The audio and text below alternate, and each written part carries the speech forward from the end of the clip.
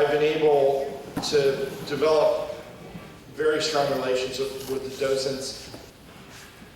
You know, one of the challenges that we have with those relationships is that as we all get a little bit older, people go on, they move on. And we have a celebration of life for Ken tonight as he has gone on and celebrating our comrade. And so tonight, at this celebration of life, if I can get you all to raise your glasses, I don't have one, but let's do a toast to our comrade. Here, here. To Ken. Cheers. Anyone want to come up and share a story or a memory? Dr. Dave, come on up. Ken was a patient in my office for a number of years, and although I retired like 5 years ago, I still go into the office periodically. And the girls in the office say, "Oh, what a nice guy Ken Marts is. He's always appreciative of us, he's really nice to us, he brings us little gifts from time to time." So that reinforced my notions of Ken, having known him, just a wonderful guy, and tried to make everybody happy. I'm Rich Ryder. Ken always called me Red. That's what I was called in the squadrons. When I last wore this cap, this jacket, and these flight boots, about 10 years ago to an old pilot's APM, which is an all pilots meeting, Ken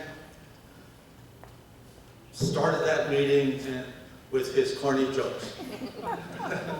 And at every meeting thereafter for all these years, he always had a repertoire of corny jokes that we all loved and embellished.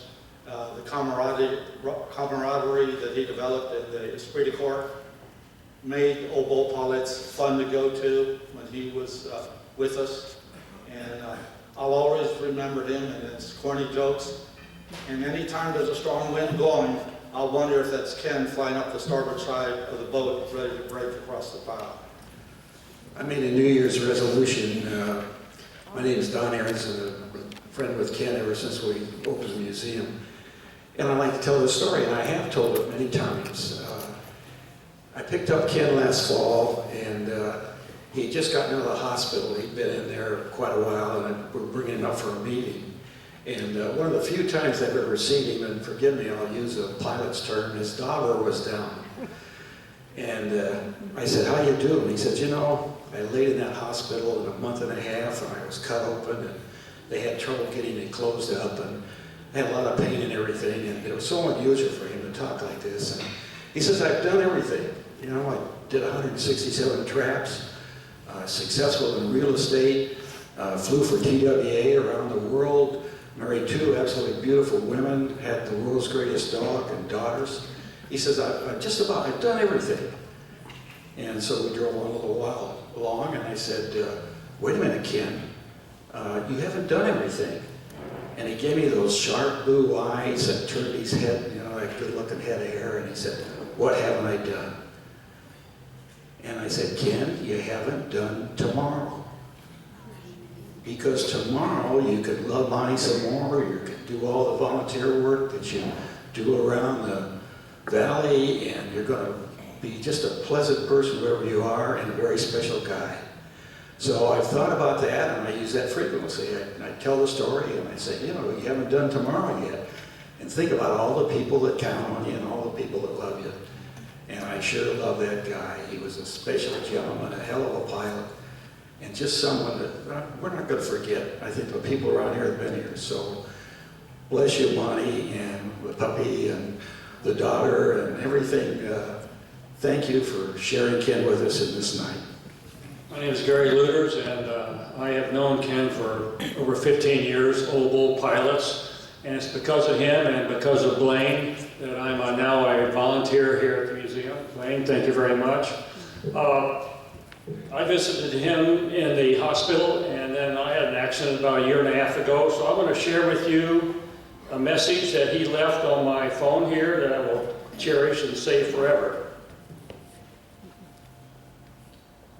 Get this thing going, hold on. Gary, Ken Marts. This is Saturday afternoon. I just looked at my email and realized that you have had a problem. My gosh, my friends, just because I spend time in the hospital doesn't make it sound like it's fun. I hope all's well, my God. Maybe next week, if it's okay, if you're up to it, I'd love to come by and see you and cheer you up and tell you this is how it takes, what it takes to get back together. I'm at area code 760-702-6111. 702-6111. Take care. And I know Shirley's taking good care of you. Wonderful caregiver. Bye-bye. Good evening. My name is Blaine Mack, and I first met Ken here at this Air Museum the day it opened. And in that time, we managed to get what we might call an incendiary relationship, because we were the very closest of friends, but didn't want anybody else to know it.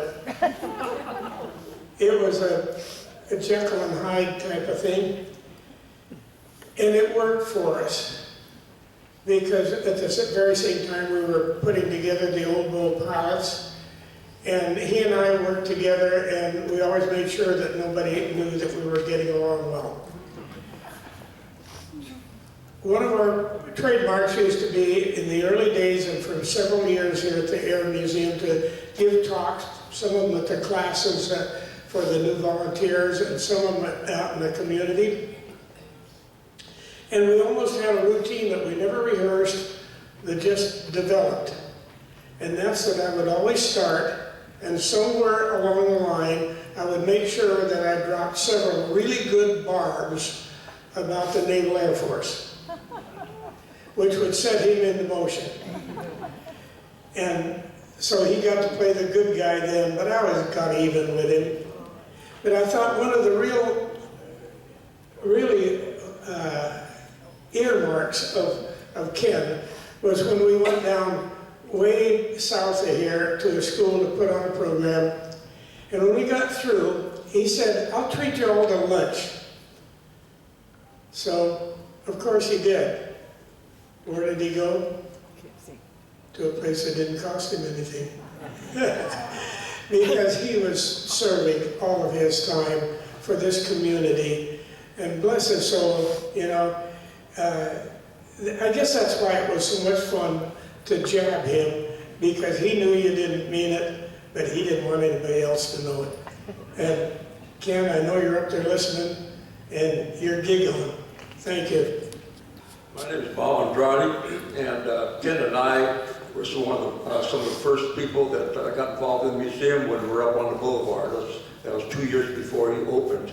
And when I told him that I was a plane captain on F6F, we became very close friends, because he said he loved his plane captain.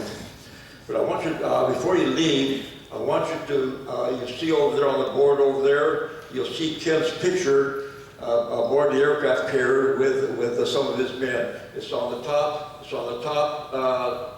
left-hand side of the first frame over there. So be sure to look at it before you leave. Thank you.